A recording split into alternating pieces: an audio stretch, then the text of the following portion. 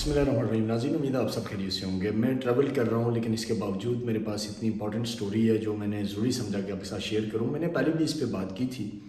قاضی فائز عیسیٰ جو اس وقت پاکستان کے چیف جسٹس ہیں، ان کے خلاف ماضی میں ایک بہت بڑی سازش تیار کی گئی تھی، ایک کنسپائریسی ان کے خلاف کی گئی تھی. اور اس کنسپائریسی میں کون کون سے لوگ انوالو تھے اور ٹارگٹ کیا تھا وہ میں آپ کو بتانے جا رہا ہوں. میں نے پہلے بھی اس پہ بات کی ہے لیکن آج میں دوبارہ اس کی جو کچھ ڈیٹیلز ہیں وہ آپ کے سامنے رکھوں گا. اور ساتھ ہی ساتھ اس وقت قاضی فائز عیسیٰ کو کیوں ٹارگٹ کیا جا رہا ہے، ان کے خلاف کیوں پروپیگنڈا کیا جا رہا ہے، ان کے والد صاحب کے خلاف کیوں پروپیگنڈا کیا جا رہا ہے، یہ آپ کو کڑی سے کڑی ملتی نظر آئے گی. یہ بات ہے عمران خان صاحب کے دور حکومت کی، جب عمران خان وزیر اعظم تھے اور خیبر پختونخوا میں ان کی حکومت تھی اور اس حکومت کے ترجمان اور وزیر اطلاعات اجمل وزیر تھے. ہو سکتا ہے اجمل وزیر صاحب ہماری اس بات کی تصدیق کریں یا نہ کریں، لیکن میں کیونکہ بڑی ذمہ داری کے ساتھ بات بتاؤں گا. تو اس وقت اجمل وزیر صاحب کے پاس خان صاحب کی حکومت میں ایک انتہائی اہم شخص گیا جو عمران خان صاحب کے کا دست راست بھی سمجھے جاتے تھے، ان کے بڑے خان صاحب کے ساتھ اچھے تعلقات تھے.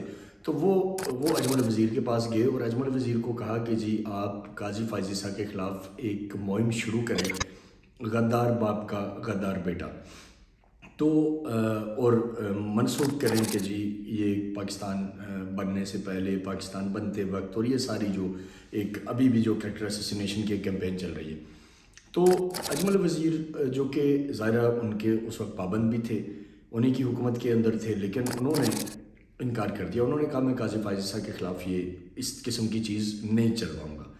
اس وقت کس کو پتا تھا کہ قاضی فائز عیسیٰ چیف جسٹس بنیں گے، کیونکہ اس وقت ریفرنس آ رہا تھا، کریکٹر اسیسینیشن ہو رہی تھی، بہت کچھ تھا.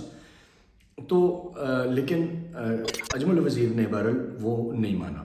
تو اجمل وزیر کو بڑا واضح کہا گیا کہ پھر آپ اس کے کنسیکوینسز کے لیے تیار ہو جائیں. تو الٹیمیٹلی بعد میں وہ آپ کو پتہ ہے اجمل وزیر کے اوپر ایک کیس چلا، ان کی آڈیوز وغیرہ کا معاملہ آ گیا. تو پھر خیر وہ میں اب کیونکہ آدھی بات کر چکا ہوں تو مارلی مجھے پوری بات کرنی چاہیے. تو پھر وہ کیس کی پیرل انویسٹیگیشن ہوئی، رپورٹ آ گئی، کمیشن کی رپورٹ آئی اور اجمل وزیر اس میں بے گناہ تھے. تو اجمل وزیر کا بیسیکلی قصور یہ تھا کہ انہوں نے اس وقت جسٹس جو اب کے جو چیف جسٹس ہیں قاضی فائز عیسیٰ، ان کے خلاف کیمپین نہیں چلائی تھی. تو بہرحال خیر جو ہوا وہ گزر گئی کہانی. اب بھی اس وقت یہ ایک کیمپین چلائی جا رہی ہے قاضی فائز عیسیٰ کے خلاف، ان کے والد صاحب کے خلاف. حالانکہ تاریخ جو ہے وہ بڑی کلیئر ہے. قاضی فائز عیسیٰ بلوچستان کی ایک قداور شخصیات میں سے تھے اور ان کے یعنی چیف جسٹس قاضی فائز عیسیٰ کے جو والد صاحب ہیں ان کی ایک قداور شخصیات میں سے تھے. قاضی اعظم محمد علی جناح سے ان کے تعلقات تھے اور اسی طریقے سے ان کے تعلقات جو ہیں وہ خانف کلات کے ساتھ تھے. پاکستان بننے سے پہلے، پاکستان بننے کے بعد انہوں نے بلوچستان کے حوالے سے بڑا امپورٹنٹ رول پلے کیا 47 میں، 48 میں.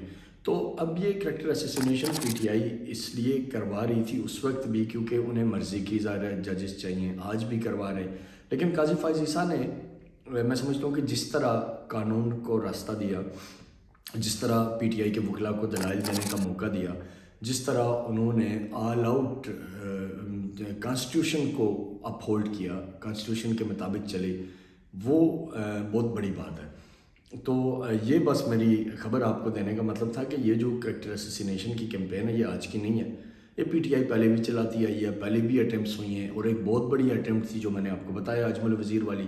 اجمل وزیر نے نہیں مانا تو اس کے نتیجے میں انہوں نے بھگتا اور وہ جب چلے گئے تو اس کے بعد کے پی گورنمنٹ نے کئی انفلوئنسرز بھرتی کیے. 87 ملین روپیز پر ایئر یا اس سے بھی زیادہ کا جو بجٹ بات آ چکی ہے سامنے. تو ان انفلوئنسرز سے پھر وہ کام اس وقت بھی لیا گیا اور وہ کام اب تک لیا جا رہا ہے. تو یہ ہمارے ملک میں ایک خطرناک ٹرینڈ ہے کہ پولیٹیکل پارٹیز جب اپنی سیاسی ناکامیوں کا شکار ہو جاتی ہیں تو وہ انسٹیٹیوشنز کی طرف اپنا رخ کر دیتی ہیں اور پھر اس طرح کی پیڈ کیمپینز کرتی ہیں جو بڑا نقصان دہ.